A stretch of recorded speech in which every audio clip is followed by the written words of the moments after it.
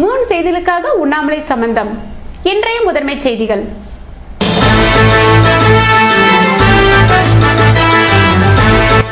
மத்திய மாநில அரசுகளை கண்டித்து பிப்ரவரி 3ஆம் தேதி ஏஎப்டி மைதானத்தில் இருந்து சட்டசபை நோக்கி பேரணி. தொண்டர்கள் பங்கேற்க காங்கிரஸ் தலைவர் அழைப்பு.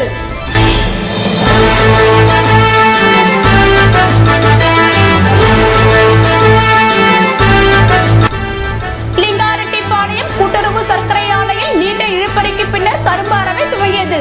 முதல்வர் ரங்கசாமி பூஜைகள் செய்து துவக்கினார்.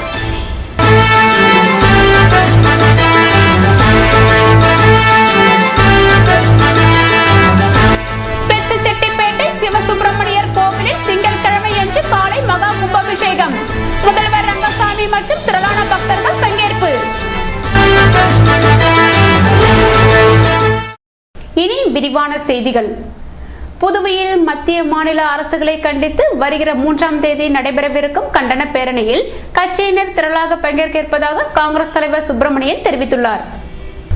புதுவையில் செய்தியாளர்களை சந்தித்த அவர், மத்திய மாநில அரசுகளை கண்டித்து காங்கிரஸ் சார்பில் கண்டன பேரணி மற்றும் ஆர்ப்பாட்டம் 3ஆம் தேதி செவ்வாய்க்கிழமை நடைபெறவிருக்கிறது என்றும், மாலை 3 மணிக்கு ஏஎப்டி மைதானத்தில் இருந்து புறப்படும் பேரணி சட்டசபையை சென்றடைந்த பின்னர் அங்கு ஆர்ப்பாட்டம் நடத்தப்பட உள்ளதால் இதில் கட்சியின் நிர்வாகிகள் மற்றும் தொண்டர்கள் பங்கேற்கவிருக்கின்றனர் என்றார்.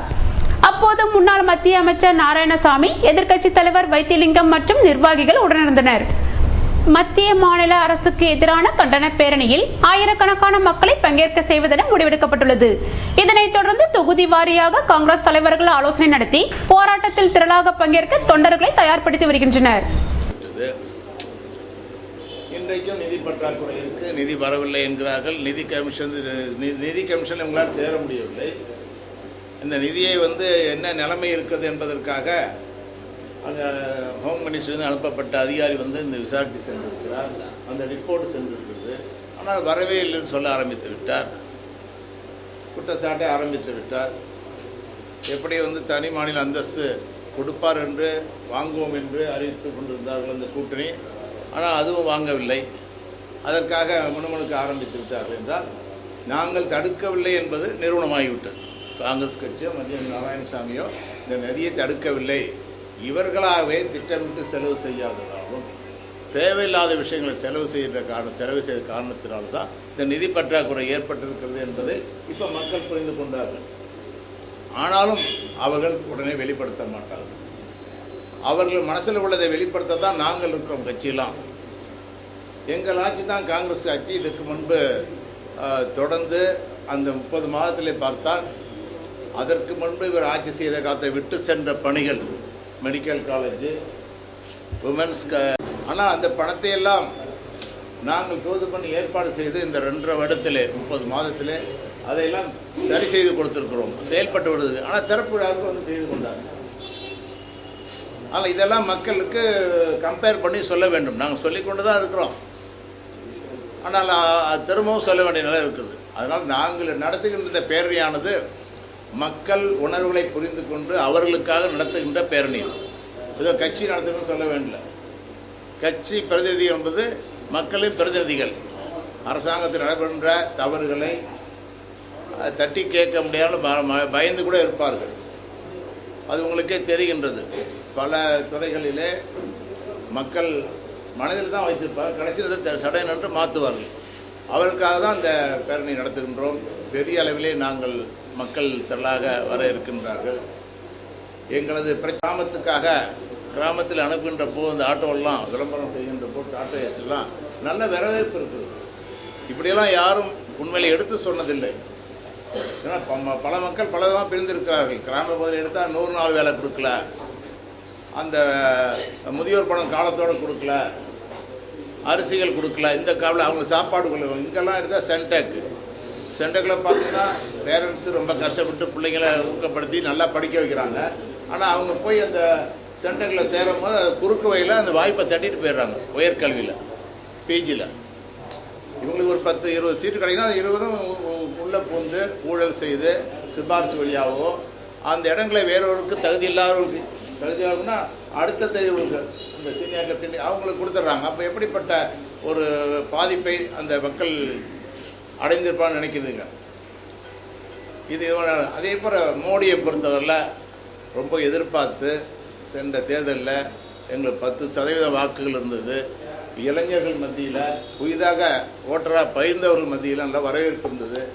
அதன் காரணமாக எங்களுக்கு நிறைய வாக்கு இருந்து அந்த வாக்குகள் சேர்ந்ததுனால தான் எங்களால் அந்த வெற்றி பெற முடிஞ்சுது சென்ற பாராளுமன்ற தேர்தல்னு சொன்னாங்க. ஆனால் இந்த தேர்தலில் இந்த 10-8 மாத காலத்தில் பார்த்தீங்கன்னா கண்டிப்பாக அந்த வாக்குகள் அவருக்கு இல்லை. ஏன்னா இளைஞர் தான் ஆதரவு கொடுத்தாங்க, ஏதாவது புதுமையாக வித்தியாசமாக நடக்கணும். ஆனால் அவர் என்ன செய்கிறாரு, ஆடை அலங்காரம் ஆணாதிக்கம் போட்டில் கலந்துக்கிற மாதிரி ஒரு உடையை தான் கொடுத்துட்டு வந்துக்கிட்டே இருக்கிறார். ஒரு நாளைக்கு 3 உடை 4 உடை மாற்றுறது. அதில் உச்சகட்டமாக ஒரு இந்தியா போன்ற ஏழை நாட்டில் ஒரு 9,27,000 ரூபாய் செலவில் ஒரு அந்நிய நாட்டுகளில் சென்று துணியை வாங்கி அந்நிய நாட்டு அந்த தையற்கொள்ள அளவிச்சு தைச்சி போடுறார். அப்போ மக்கள் வரி பணத்தை எப்படி ஊதாரித்தனமாக செய்கிறாரு என்று பார்க்கின்ற போது இதெல்லாம் மக்கள் புரிஞ்சுக்குவாங்க. அப்போ தான் மகாத்மா காந்தி நினச்சி பார்க்குறோம். வெளிநாட்டில் படித்தவர் சவுத் ஆப்பிரிக்காவில் போய் அங்கே வக்கீல் தொழில் செஞ்சுட்டு இந்தியாவுக்கு வருகிறார், வந்து போராட ஈடுபடுகின்றார். அப்போது தென்னிந்தியாவுக்கு செல்கிறார். ரயிலில் செல்கின்ற போது அங்கே ஏழைகள்லாம் கோவணத்தோட மேலே சட்டை இல்லாமல் இது வயல் வேலை செஞ்சிட்ருக்காங்க. அதை பார்த்து சட்டையே திறந்தார். அப்படிப்பட்ட எளிமையான நபர்கள்லாம் இருந்து சுதந்திரம் வாங்கி கொடுத்தவரை இப்படிப்பட்ட வந்து உட்கார்ந்துருக்காங்க. இதோடு மட்டுமல்லாமல் இவரது இயக்கம்னு சொல்லப்படுகின்ற பின்னாடி இருக்கின்ற RSS அது என்ன சொல்கிறதுன்னு பார்த்தீங்கன்னா, தியாகி கோட்ஸே அவருக்கு சிலை வைக்கணும், அரசாங்கம் தடுக்குது, 144 சட்டம் தடுக்குது, அதனால் அவருக்கு எல்லா கோயில்லையும் சிலை வச்சிடணும், தெரியாமல் திடீர்னு திறந்து ப்ரெஸ்ஸுக்கெலாம் கொடுத்துடணும் அப்படின்னு சொல்லுது. உலக மகா மன்னர்னு சொல்லக்கூடிய அளவுக்கு அஹிம்சைக்காக இந்தியாவுக்காக ஒரு நாளை ஒதுக்குனது. ஒபாமா, மார்ட்டின் லூதர் கிங் போன்றவங்களாம் என்ன செஞ்சுருக்காங்க, இவரை பாராட்டுறாங்க. முன்பே ஒபாமா சொன்னார், எனக்கு ஒரு நாள் யார்கிட்டையாவது ஒரு டின்னர் சாப்பிட்னா காந்தியை தான் கூப்பிடுன்னு சொன்னார். அப்படிப்பட்ட சுதந்திர போராடினவர் அவரை சுட்டவங்களை அவர் செலவைக்கணும்னு நினைக்கிற அளவுக்கு அந்த சூழ்நிலை இருக்குது. புதுவை கூட்டுறவு சர்க்கரை ஆலையில் கரும்பு அரவையை முதல்வர் ரங்கசாமி துவக்கி வைத்தார். புதுவை மற்றும் விழுப்புரம் மாவட்டத்தில் விளையும் கரும்புகள் லிங்காரெட்டிப்பாளையம் கூட்டுறவு சர்க்கரை ஆலைக்கு அனுப்பி வைக்கப்பட்டு வந்தன. ஆனால் இந்த ஆண்டு கரும்புக்குரிய தொகை வழங்கப்படாமல் இழுத்தடிக்கப்பட்டதால் அறுவடைக்கு தயாராக இருந்த கரும்புகளில் பூக்கள் பூக்க ஆரம்பித்தன. இதனால் கரும்பு அரவையை விரைவாக துவங்க வேண்டும் என விவசாயிகள் கோரிக்கை விடுத்து வந்தனர். இந்நிலையில் லிங்காரெட்டிப்பாளையம் கூட்டுறவு சர்க்கரை ஆலையில் இந்த ஆண்டுக்கான கரும்பு அரவை திங்கட்கிழமை துவங்கியது. இதனை முதல்வர் ரங்கசாமி பூஜை செய்து துவக்கி வைத்தார். இந்நிகழ்ச்சியில் துணை சபாநாயகர் செல்வம், கூட்டுறவு சர்க்கரை ஆலை தலைவர் மற்றும் அதிகாரிகள், கரும்பு விவசாயிகள் கலந்து கொண்டனர். புதுவை பெத்துச்செட்டிப்பேட்டை சிவசுப்பிரமணியர் சுவாமி கோவிலில் நடைபெற்ற கும்பாபிஷேகத்தில் அப்பகுதியை சேர்ந்த பக்தர்கள் கலந்து கொண்டனர். புதுவை பெத்துச்செட்டிப்பேட்டை சிவசுப்பிரமணியர் சுவாமி கோவில் புதுப்பிக்கப்பட்டு திங்கட்கிழமை கும்பாபிஷேகம் நடைபெற்றது. இதனை முன்னிட்டு யாகசாலை பூஜைகள் நடைபெற்று வந்தன. திங்கட்கிழமை நடந்த கும்பாபிஷேக விழாவில் முதல்வர் ரங்கசாமி, சட்டமன்ற உறுப்பினர் வைத்தியநாதன் மற்றும் அப்பகுதி மக்கள் கலந்து கொண்டனர். 3 கோடி ரூபாய்க்கு மேல் செலவிடப்பட்டு புதுப்பிக்கப்பட்டுள்ள கோவிலை காண வேண்டும் என்ற ஆர்வத்தை பக்தர்களிடையே காண முடிந்தது.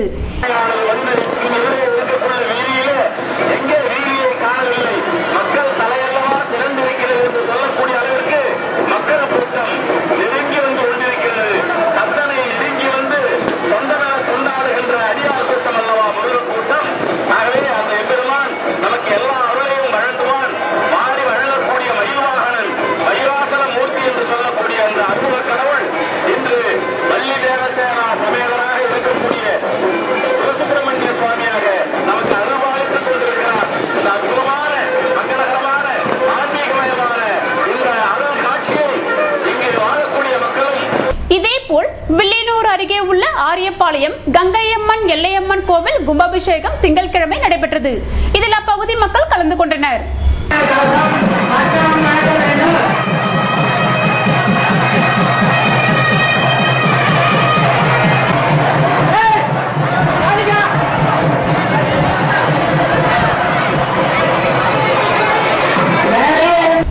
இதேபோல் வாழைக்குளம் முருகேச கிராமணி தோட்டத்தில் உள்ள கங்கையம்மன் கோவில் கும்பாபிஷேகத்தில் அப்பகுதி மக்கள் பங்கேற்றனர்.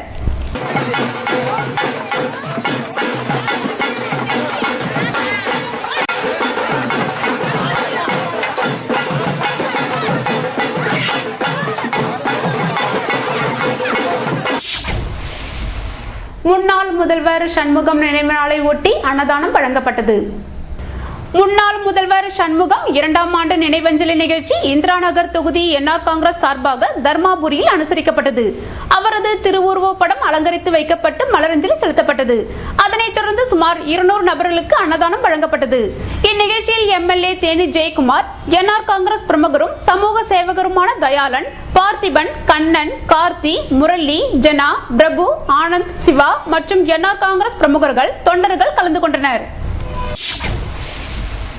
புதுப்பாளையம் அரசு நடுநிலைப் பள்ளியில் நடைபெற்ற தற்காப்பு கலை பயிற்சியில் பங்கேற்றவர்களுக்கு சான்றிதழ்கள் வழங்கப்பட்டன. புதுப்பாளையம் அரசு நடுநிலைப் பள்ளி தற்காப்பு கலை பயிற்சியின் நிறைவு விழா நடைபெற்றது. பள்ளி மேலாண்மை குழு உறுப்பினர்கள், ஆசிரியர்கள், பெற்றோர்கள் விழாவில் பங்கேற்று சிறப்பித்தனர். விழாவில் பயிற்சியில் பங்கேற்ற மாணவிகளுக்கு சான்றிதழ் வழங்கப்பட்டது.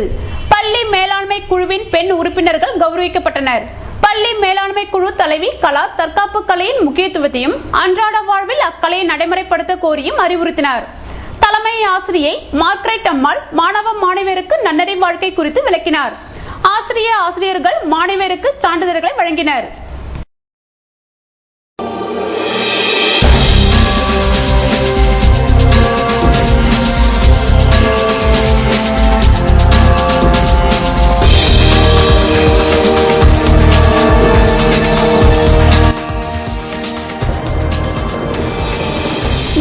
சுற்றுலாவை மேம்படுத்த பிரான்ஸ் நாட்டுடன் திட்டமிடப்பட்ட ஒப்பந்தத்திற்கு நிதி ஒதுக்கீடு.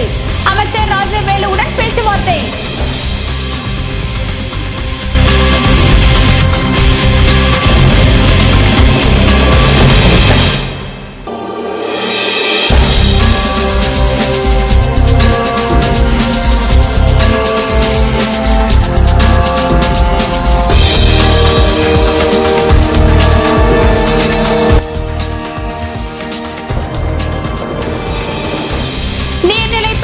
பறவைகளை வேட்டையாடினால் சிறை தண்டனை, அபராதம்.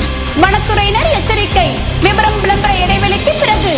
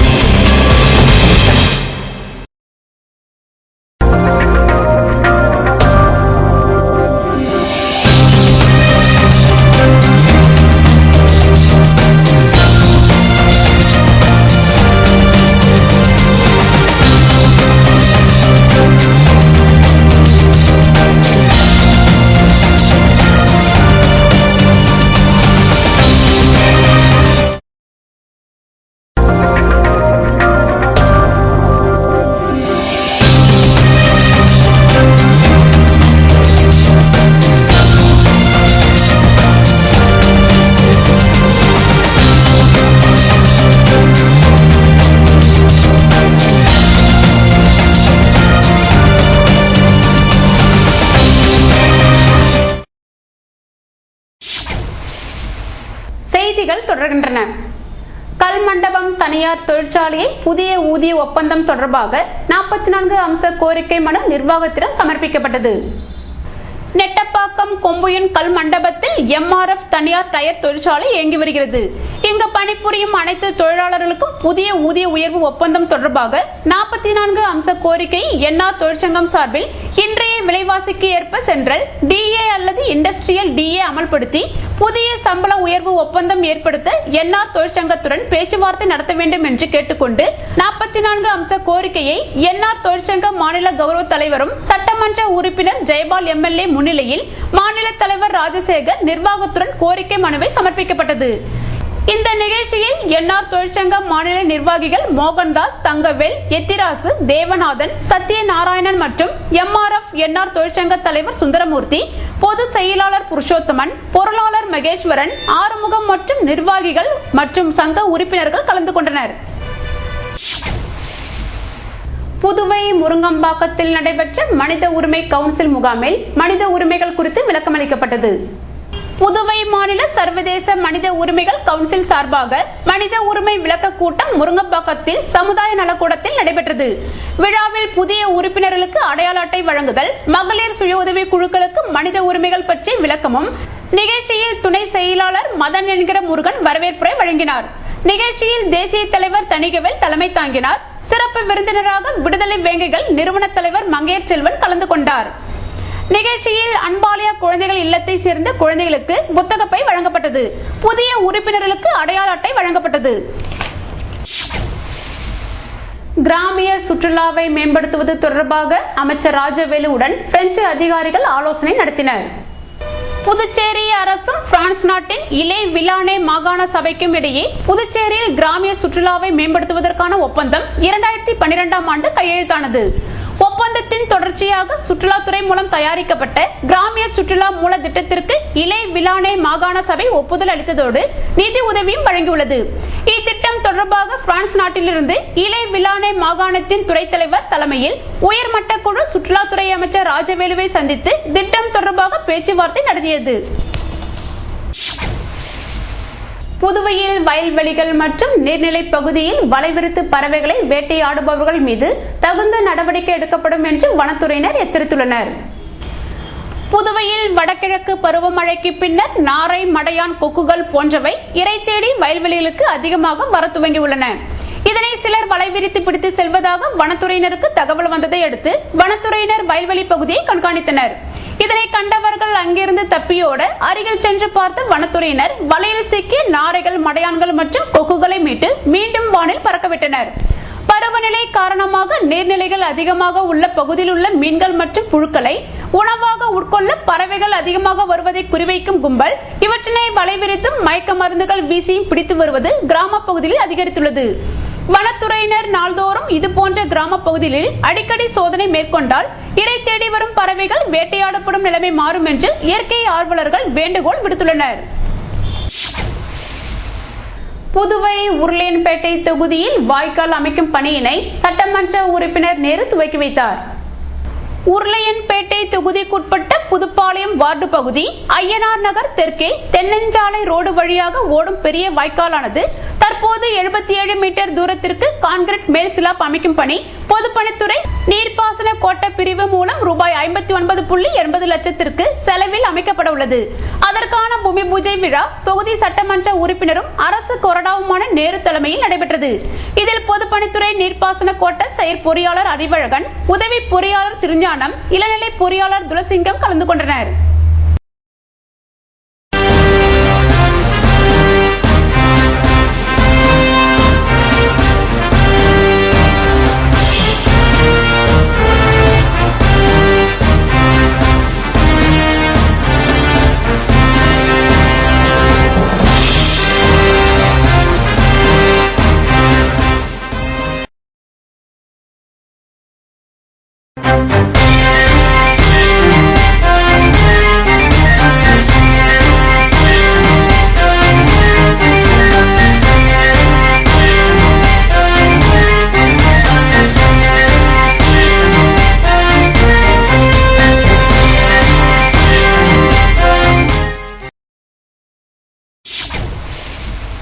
செய்திகள் தொடர்கின்றன. புதுவையில் நடத்தப்பட்ட வைசியா ஒலிம்பிக் போட்டியில் வெற்றி பெற்றவர்களுக்கு அமைச்சர் தியாகராஜன் பரிசுகள் வழங்கி பாராட்டினார்.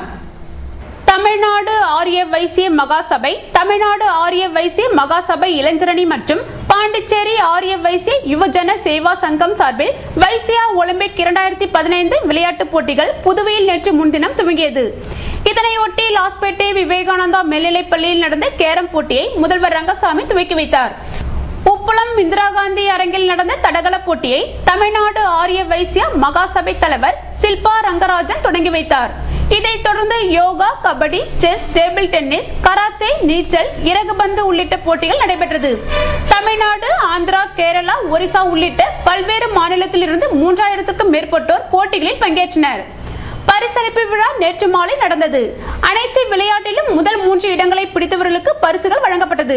பரிசுகளை அமைச்சர் தியாகராஜன் வழங்கினார். மாஜி எம்பி நரசிம்மன் உட்பட பலர் கலந்து கொண்டனர்.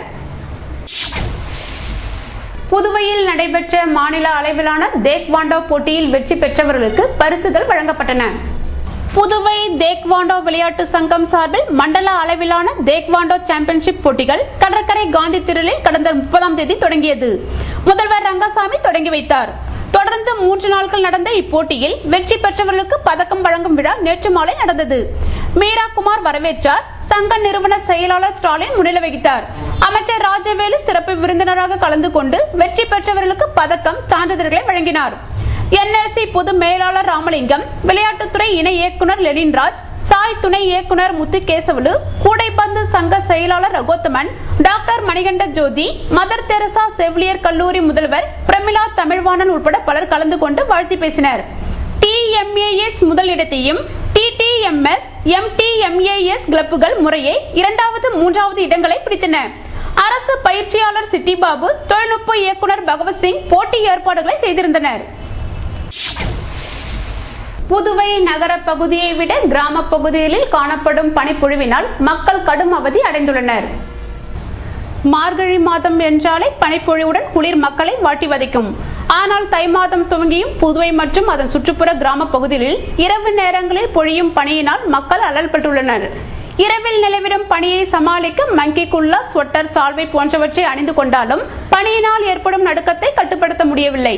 இதனால் 80% பனியினால் பாதிக்கப்பட்டு மூக்கடைப்பு, ஜலதோஷம் என மருத்துவமனைகளுக்கும் மருந்து கடைகளுக்கும் படையெடுத்த வண்ணம் உள்ளனர். மார்கழி மற்றும் தை மாதம் என்றாலும் நினைவிற்கு வரும் கோலம் கூட கொட்டும் பனி காரணமாக இரவு 8 மணிக்கு உதயமாகி விடுகிறது. கடும் பனிப்பொழிவு போன்றவற்றினால் கடற்கரையில் வாக்கிங் செல்பவர்களின் எண்ணிக்கையும் வெகுவாக குறைந்து வருகிறது. கிராம பகுதிகளில் மழையினை போன்று பனி கொட்டுவதால் அந்த பகுதிகளில் வாகனங்களை ஓட்டி வருவது சிரமமாக உள்ளது என்கின்றனர் வாகன ஓட்டிகள். இது போன்ற பனிப்பொழிவினால் எப்போதும் 12 மணி வரை போக்குவரத்து நெரிசல் காணப்படும் புதுவை இரவு 10 மணிக்கெல்லாம் உறங்கி போய்விடுகிறது. புதுவையில் கோடைக்காலம் துவங்குவதற்கு முன்பாகவே கிராம பகுதியில் இருந்து கொண்டு வரப்பட்டுள்ள தர்பூசணி பழங்களை வாங்குவதில் நகரப்பகுதி மக்கள் ஆர்வம் காட்டி வருகின்றனர். பருவமழை தீவிரம் கடந்த ஆண்டு குறைந்து விட்டதால் பனியின் தாக்கம் 2 மாதங்களுக்கு மேலாக நீடிக்கிறது. இருப்பினும் பகல் நேரங்களில் வெயிலின் தாக்கம் துவங்க ஆரம்பித்துள்ளது. வழக்கமாக கோடைக்காலம் துவங்கிய பின்னரே விற்பனைக்கு வரும் தர்பூசணி பழங்கள் இந்த ஆண்டு ஜனவரி மாதத்திலேயே விற்பனைக்கு வந்துவிட்டன. தமிழகத்தில் நிலவிடும் மின்வெட்டு பிரச்சனை போன்றவற்றால் விவசாயம் முற்றிலுமாக முடங்கி போன நிலையில் தர்பூசணி பழங்களை பயிரிட்ட விவசாயிகள் குறிப்பிட்ட காலத்திற்கு முன்பாகவே அறுவடை செய்ய துவங்கிவிட்டனர். இதனால் திருக்கோவிலூர் அருகே ஆலம்பாடி கிராமத்தில் பயிரிடப்பட்டிருந்த தர்பூசணி பழங்கள் மறைமலை அடிகள் சாலை, கடலூர் சாலை, விழுப்புரம் சாலை போன்ற இடங்களில் விற்பனைக்காக குவிக்கப்பட்டுள்ளன. வழக்கமாக பழத்தின் தோற்றத்திற்கு ஏற்ப விலை நிர்ணயம் செய்யப்பட்ட நிலையில் இந்த ஆண்டு 1 கிலோ 15 ரூபாய் என விற்பனை செய்யப்படுகிறது. வெயில் காலம் துவங்க உள்ள நிலையில் கிராமப்புற பகுதியில் கொண்டு வரப்பட்டுள்ள தர்பூசணி பழங்கள் உஷ்ணத்தை குறைக்கும் என்பதால் அவைகளை வாங்குவதில் நகரப்பகுதி மக்கள் அதிக தீவிரம் காட்டி வருகின்றனர்.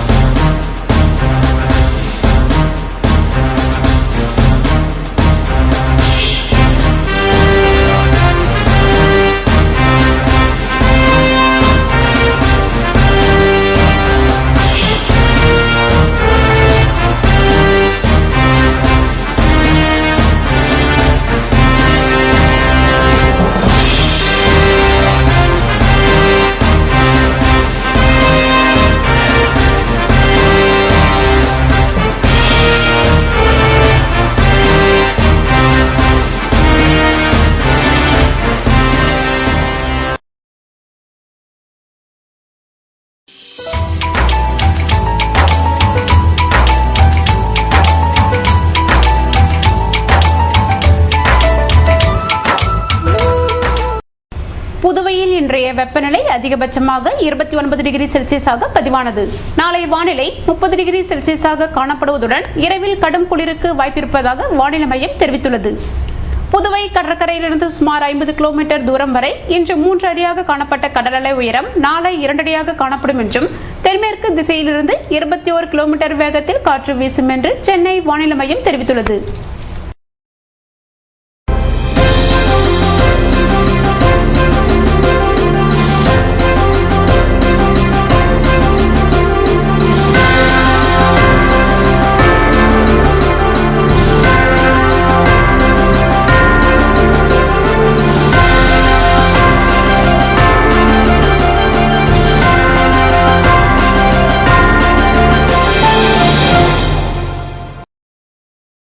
மீண்டும் இன்றைய முதன்மை செய்திகள்.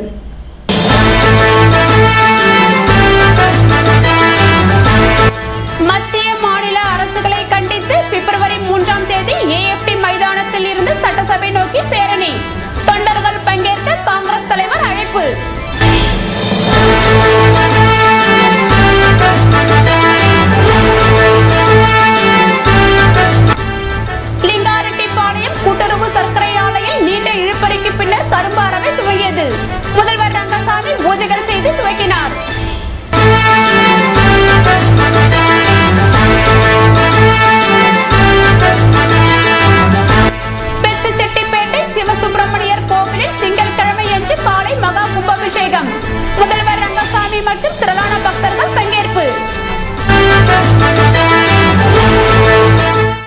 இத்துடன் செய்திகள் நிறைவடைந்தன. வணக்கம்.